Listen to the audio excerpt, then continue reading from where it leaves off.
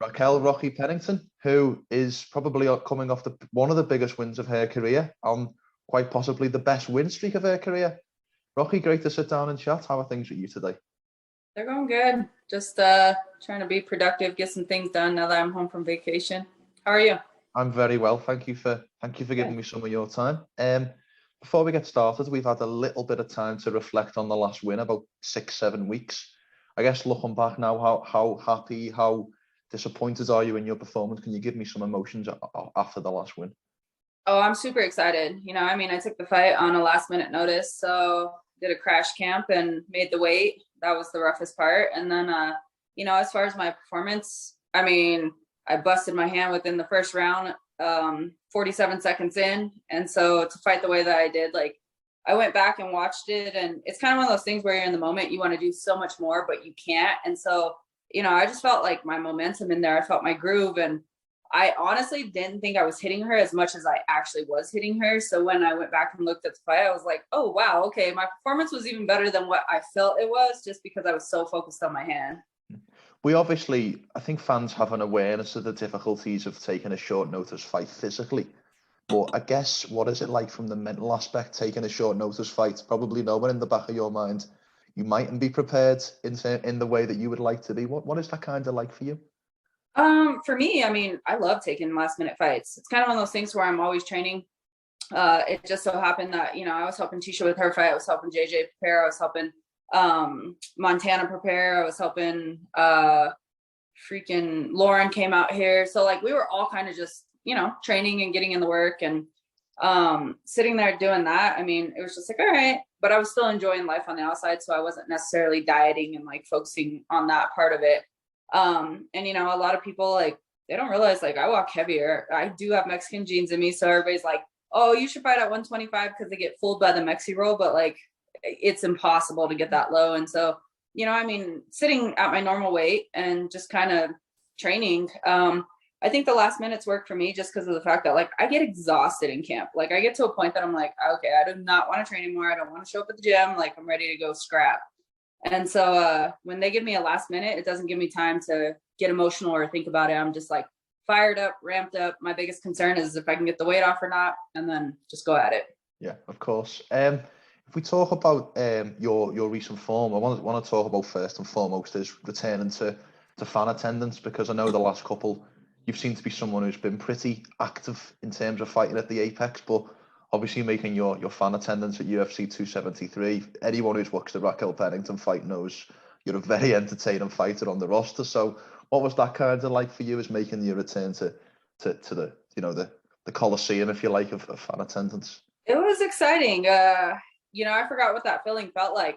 Going into the Apex, everybody was just, a lot of people, they thrive off the crowd and everything else. But for me, since I came off the Ultimate Fighter, I'm kind of used to fighting in that atmosphere, and it's super relaxed. So it's just a different feeling all around. One thing that I've said before, I'm actually stage fright. So the crowd gets me a little I'm like, oh, but mostly for weigh-ins and stuff like that.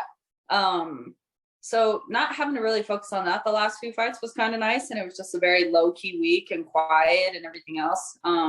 So making that return back, it was a little bit nerve wracking, but it was extremely exciting. I forgot how much I actually missed that. So it was fun to hear the crowd chanting Rocky, and every time that I would crack her really hard and everybody would go nuts, I thrive off of that. So it's exciting to be back, and just overall in general be back. I've had a rough patch since my fight with Miesha Tate, and I had to go into surgeries and medical issues and one thing after another. And it was just here for me.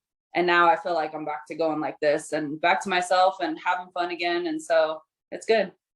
This win streak that you're on, you mentioned the nerves there. This win streak that you're on, do you think any part of it is perhaps to do with having the fight in the Apex, where it might be a little bit less nerve, or it might be a little less of that aspect going in? You're shaking your head, but perhaps not. No, being at the Apex and stuff was fun, and it kind of took me back to that old time being on the Ultimate Fighter and feeling that vibe.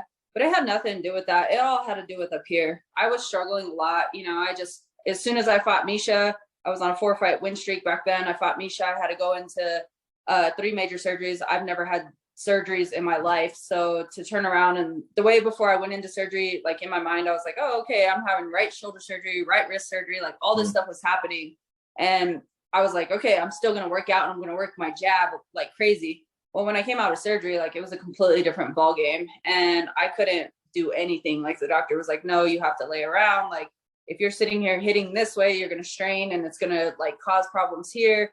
So basically everything that I had in my mind was shut down, and that became really frustrating. And, you know, I'm always on the go. I'm always training. Like I've been an athlete since I was 5. All I've known is athletics and just different things. And then on top of that, like throughout that time frame, my thyroid started acting up. So I started gaining weight. I shot up to 174 pounds. I've never even been nowhere near that weight in my life. And so for me as an athlete, like that was hard. It was hard to watch my body drastically change. I was sitting here, the only thing I could focus on was nutrition.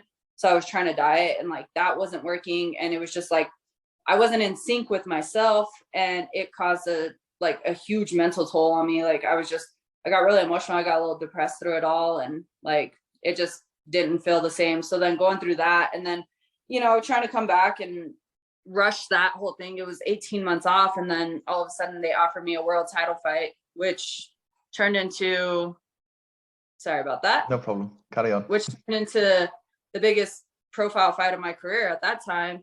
And, you know, we were originally scheduled for December, and then I broke my leg in October, and almost like I barely avoided amputation, had all this nerve damage, and it was just one beating after another. And so, you know, honestly, I rushed back with the fight against Amanda in May. And then after that, I had my fight against Jermaine, and my thyroid was completely out of control. But it was like I was playing this internal battle. Like I wanted to be myself and like do everything that I knew, but my body was nowhere ready for any of it. And like, I was just completely like a wreck. And so it was like, you know, I felt like if I kept pushing myself, it would just fall into place naturally, but I was doing more emotional damage than anything. So after the Jermaine fight, when I had no choice but to sit back and like, I needed to figure out my medical issues, I needed to let my body truly heal, I really got into physical therapy. I was there 5 days out of the week and just getting serious about it all. And I had to learn patience and stuff.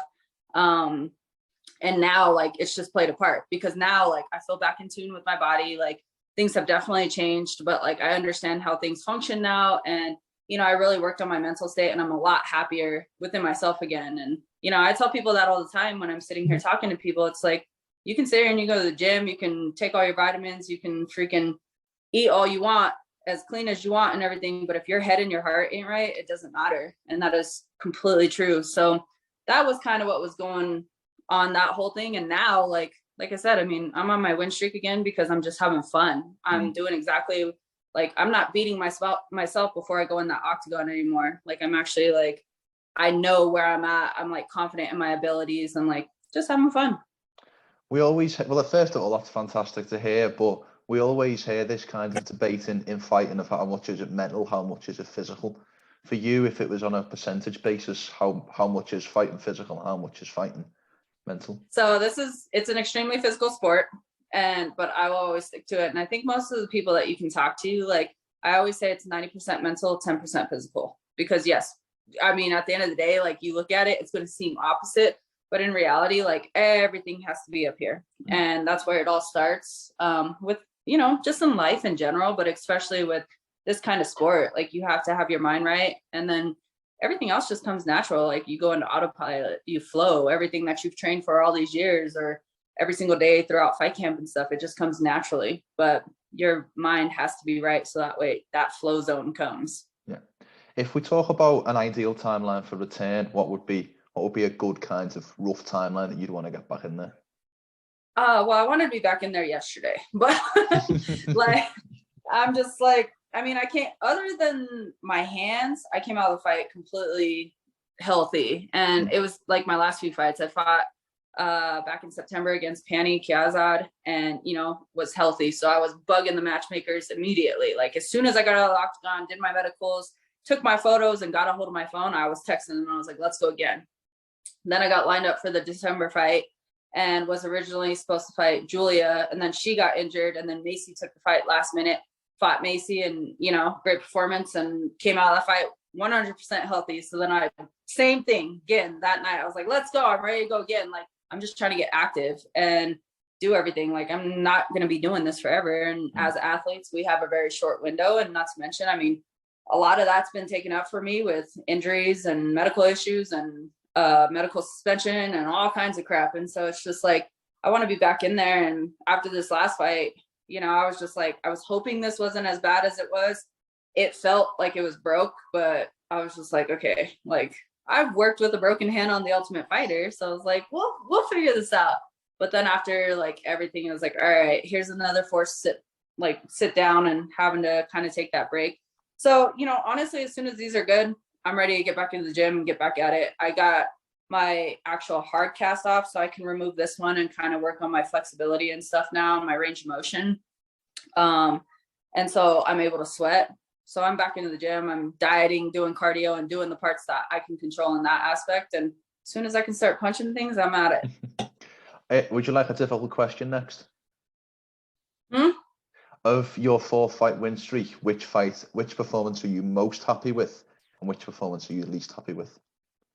So I would say I'm least happiest with my fight back in September with Pena. Like, it was just one of those ones where coming back after a year layoff again, I fought Marion, and then I had the whole USADA issue and stuff. And so coming back after that, there was a lot of ring rust there, and like the nerves and everything, like it just hit me, and it was just like, oh, like I didn't let go and perform. And so it was one of those slower fights, but I mean, I still got the W. And so, and not to mention, like, there were so many things behind the scenes that I overcame with things, you know. I mean, I switched up my coaching staff. Like, I started working with a nutritionist who never worked with before. And it was like, I had to trust him to walk me through an entire weight cut and to know that I was going to recover properly and to have the energy to go perform. Started working with different strength and conditioning coach, started working with a sports psychologist, a completely different one.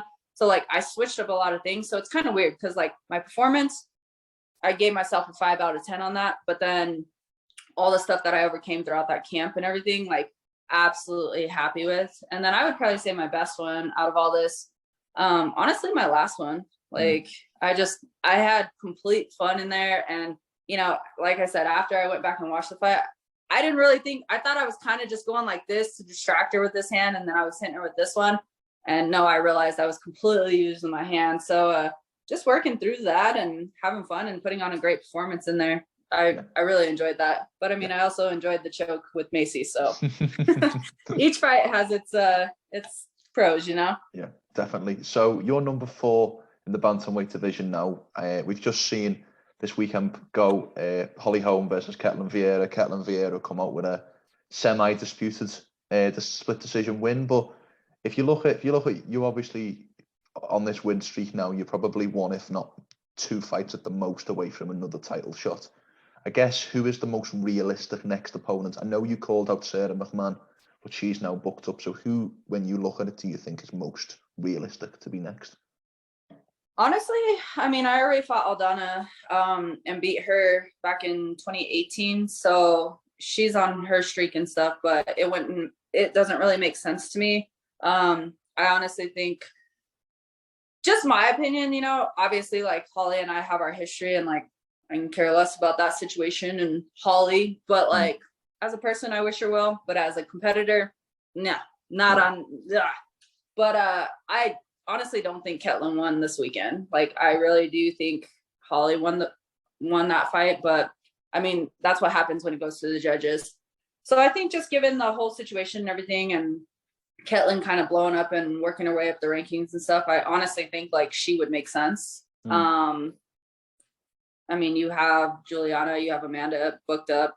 I honestly wouldn't mind freaking a third fight against Holly, but really it doesn't make sense. I mean, she just technically lost that one. And then, so I think Ketlen. I can remember Rob Font once talking to me about this, and he said that as he climbed the rankings after the Marais win and he got into the top 5, he found that matchmaking got a little bit more strategic. Suddenly, being offered a person below you doesn't seem as appealing as it maybe did when you were further down. Are you in one of those positions where it's about getting the right fight next to kind of position you for a title eliminator or a title fight in the future? Yeah, I mean, before the whole USADA situation, I was in the top 5. I was number 4, and then they took me out of the rankings, and they said they were going to put me back in there after a 6-month suspension. And when they put me back in, I was 10. So obviously I had to work my way up. I personally, as like a fighter and stuff, I love a challenge. So I want to fight everybody. Like I want to fight all of them that I haven't fought. But the ultimate goal is obviously the world title. So, I mean, there has to be strategy there with that and whatnot. And, if I'm going to get there, I obviously have to fight who's above me. So I want to fight like within the top 5. And, like I said, I mean, sometimes the rankings don't even make sense. Like it comes down to politics with things, really. Yeah. Sometimes you can take a number 12 and all of a sudden they beat the number 2 and then they're the ones getting the world title shot next. And so it's kind of just one of those things to where right now, like I said, I mean, I feel Ketlen is right in the hype train and, she just beat Misha and then now she beat Holly Holm. And so it makes sense. If we talk about the upcoming title fight in your division, I watched your press conference back after the last fight earlier today in anticipation with talking. I know you said that you've got your personal history with the Ultimate Fighter with Julianna and that you kind of want Nunes to come out victorious. But from kind of a strategical standpoint from your career, given you fought Amanda Nunes in the past and that fight never went your way, would it make more sense, in a way, do you want Julianna to win because it's a more likely matchup that could be sold to fans in a way, perhaps? Is that something that kind of plays in when you're thinking about that fight coming up?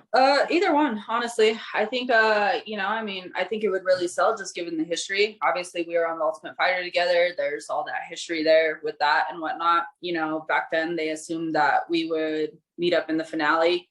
I broke my hand in the fight against Jasmine Duke, had stitches. Like, I was all banged up from that fight. And then going in the semifinals fight, like, that was on the Ultimate Fighter is back to back to back. And when you got injuries, like it was pretty hard. So I lost to Jessica and didn't make it into the finale as far as like for the show, but fought on the actual finale. So, I mean, the history would be there and make sense. Honestly, for me, like I obviously want to redeem my loss against Amanda. And so at some point, whether she's champion or whether she's not champion, like I do want to fight her. At the end of the day, I believe I can beat both these girls. So it doesn't really matter. But, I mean, I just, whatever. At the end of the day, the world title is tied up right now why these two have to fight again. So it's kind of one of those things to where if Julianna wins again, then the world title's open for grabs and now we can move in. And this is just how it works. If Amanda wins, then all of a sudden it's going to have to be this trilogy fight. So then it kind of ties things up again. So for a competitive standpoint, I would like Julianna to win just so that way we can get going on with this and have the opportunity. But, I mean, I feel like Amanda's a better champion in my opinion. So, and like I said, I want to fight both of them. So I personally like Julianna so we can get going. But, either way, I'm going to fight both of them. That's my game. Is it a little bit like your head's telling you Julianna because of the division getting going, but your heart's telling you Amanda Nunes a little bit? Yeah, correct. But like I said, I mean, at the end of the day, I plan on fighting them both. I plan on fighting Amanda again. I plan on fighting Julianna at some point. So regardless, but just so that way we can get moving on, I think I'd rather have Julianna win this next fight. Of course. And that takes a lot to say. Yeah, I can well imagine. I can well imagine. If we turn the conversation a little bit away from the bantamweight division, I'd like to touch on Tecia just for a quick second. Now, Raquel, do you know Jonathan Haggerty, the Muay Thai fighter? Okay, so Jonathan Haggerty is a Muay Thai fighter, an English Muay Thai fighter in one championship, and he has a younger brother. I think he's 17, 18. So when I had Jonathan Haggerty on the podcast, I asked him about his relationship with his brother, who also fights in Muay Thai. And he talked about how he gets more nervous for his brother Freddie to fight than he does for his own fights. So I'd like to ask you the same question. Do you get more nervous for your own fights or for Tecia's fights? Honestly, it's a different kind of nerve. So like for me, it's just kind of one of those things to where like I have control of things. Like, And but at the end of the day, you're going into the octagon and they're closing that door, and the other person wants to take your head off the same way you want to take their head off. So it's nerve-wracking in general, and there's that emotions, but I have full confidence in myself and I believe in my skills and ability. And so it's kind of like just those, like, I like to take it as like my nerves are my body telling me it's ready and it's excited. With Tecia, I do get nervous, but I have a lot of confidence in her. And so, you know, it's kind of just one of those things to where, like, I don't want to see her get hurt and everything else. And I have emotion, I have nerves behind it. But like I said, I mean, I wholeheartedly believe in her. So it's kind of just like, it's a different set of nerves. But then at the same time, kind of like with myself, like I said, I mean, I just believe in her. So like, I have faith, and it just calms me down. I do, like, with her, like, sometimes I wish I had like a remote control and was playing a video game, because I'm like just screaming at her and want her to do certain things, because you see all these things on the outside, but we all talk about it, like the coaches and everybody, and they're like, we wish we could make you guys little game characters and everything else with stuff. But I don't know, I would probably say, I don't know, I get pretty nervous with her fight, to make it simple. There's been times that, like, I'll just look at our coach and he'll look at me and we go to the bathroom and we do some breathing technique just to, like, even though we believe in her, but it's just like, you care about them, you know? Yeah. It's that emotion. It's kind of the same thing when I'm sitting at home, and if one of our teammates is getting ready to fight, like, it's just different when you know somebody and they're going in there. Of course, you want the best for them and stuff. And so, like, I'll get emotions, and before I know it, I'm standing up on my couch screaming at the TV. And so it's just, it's the emotions, the excitement. Well, with respect, when you next fight, we'll have this conversation will be in the past, and of course, I'll have a very small relationship with you. I will obviously want you to win, so I can only imagine when it's your training partner or, you know, your partner in life, it's only them emotions are only going to be amplified even more. Yeah, see, now you'll understand exactly what I'm saying. Maybe not exactly, but I will feel it a little bit. A very, you're like, oh. 0.001% of what you'll probably feel for Tecia. Message me when that happens again. Well, what I did want to mention as well, because you talked about the kind of difficulties that you've had over the last couple of years prior to this win streak, the injuries, the current injuries you've sustained. And anyone who has any understanding of combat sports knows how much the athletes have to go through to try and obtain their goals. But does the burdens of fight camp, the burdens of being a fighter, are they kind of quelled a little bit when your partner is also going through a similar thing, and you can kind of help each other through in some aspects? You know, I think there's a certain understanding there. It gets a little feisty. For one, you have two females, so that's already a little feisty case. But then when both of us are like on the same card and stuff, like the coaches do very well. They kind of just separate us. And, you know, it's basically like I have my own fight week and Tecia has her own fight week. And, you know, this last fight, she was like, oh, we're going to cut weight together and all this other stuff. No, we're not. Like, Tecia, like, she's already lean and stuff. And, you know, the weight that she does cut is a lot for her body type. But when you're sitting here dropping freaking 15, 16 pounds, it's completely different. And, you know, it's just like, I need a different vibe and whatnot. So we separate things pretty well when it comes to, like, if we're on separate cards and everything and we're cutting, like, yeah, we understand it. We know how it goes. And so you kind of just have that patience. And when the other person's snappy, it's like, you just brush it off and kind of just ignore each other pretty much. But, yeah, I mean, it works out. You know, the world, all they see is the athlete, like you said, the fans, the diehard fans who really understand MMA or have been through it themselves.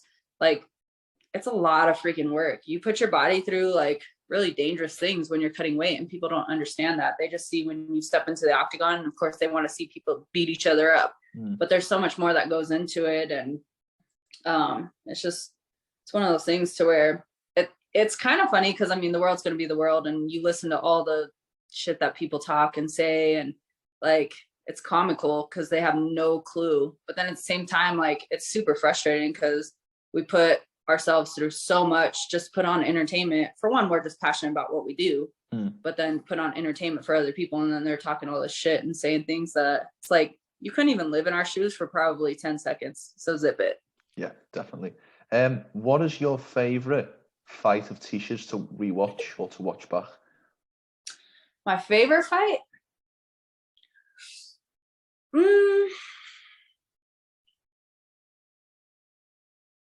I don't know. Tecia's had a lot of really good fights. She's just exciting to watch in general. Like, she really lives up to her nickname, the Tiny Tornado. And, you know, we met back in 2012 on Invicta Fighting Championships. I already fought for Invicta, and it was Tecia's debut, and she was fighting for Invicta. And, you know, when she first came out there and she's all short and this little stocky, beefy thing, and I was like, okay, like, I'm interested to see how this girl is going to function and perform. And then all of a sudden, when she went out there, like, I just became a fan of hers. Honestly, she's really exciting to watch. So, you know, it's just, that's why now, like, just being around her and like being together and stuff, when I see her in the gym, and then sometimes, you know, we all have it though. So it's kind of hard because there's times that, like, I have a coach's mentality, and then, you know, I play a lot of roles. So it's like, I'm a teammate, I'm a partner, I'm a freaking training partner or teammate, but then, like, I've cornered her. So then there's coaching that comes in, and I already coach sports outside. And so,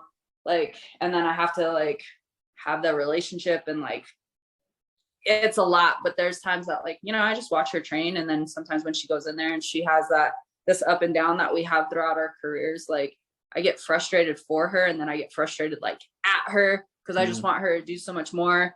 And then I have to, like, pick her up and then support her. And it's different. But, you know, I mean, in general, every fight, like I said, it has its pros and cons. And there's been a lot of them that are just super exciting with Tecia. Yeah. Really, I like to watch her. Like, for one, I like to go watch her out there do her thing in front of the crowd and stuff. But, like, she's fun to watch in training. And when you're the one in front of her, like, you have to pay attention to every little thing. Let me tell you that much. Yeah, I can well imagine. If we turn the conversation back to yourself, just for kind of one final topic, we are at the end of May 2022 now. Where would you like to be come the end of May 2023? What are the essential goals for you in your career for the next 12-month period? Oh, I want to be the world champion, and I want to already defend my belt. Like, I believe if you're going to, obviously the ultimate goal is to become the world champion, but as soon as you get the belt, like, to prove that you're the champion, I believe you have to defend it. So, you know, a lot can happen in a year. Obviously, as athletes, like, most of us are only fighting anywhere from 2 to 3 times a year. But like I said, I want to be active, and I have goals, and I don't feel like I'm very far from them at all. So as soon as my body wants to cooperate, and I want to be back at it and be world champion, defend that belt. And then, you know, honestly, like, we'll see where we go from there. Well, that is my standard question that I end all of my interviews with, and not every interview ends with the tantalising prospect of you becoming world champion in 12 months, but it's certainly a goal that I'm sure is attainable with yourself. So thank you so much for your time today. I very much appreciate it, and I look forward to seeing you back in action in hopefully the not too distant future. Yeah, hopefully really soon. But I appreciate it. It was good talking to you. Likewise. Before we finish, Raquel, how can people find you on social media, and any sponsors you'd like to plug? The floor is yours for the last word. Yeah, I want to give a shout out to Boyke's air dried beef. You know, they're always providing me with great fuel when I'm out doing all my adventures, whether it's right after training, it's high protein, or whether it's out in the mountains, easy to throw in your bag. And then, of course, egg weights, fast fit foods. I'm like, let me think about this. I don't know. I always need to make a list. But in general, you know, I just want to thank my true fans out there. And then, of course, my family and friends and my teammates and my coaches who stand beside me and are riding this journey with me. As far as social media, Instagram, I think it's Raquel_Pennington. And then Twitter is Rocky P MMA. Social media is kind of crazy right now with this whole Johnny Depp Amber Heard trial going on. So people have me a little confused. But if you want some entertainment, just go read all the bullshit on there.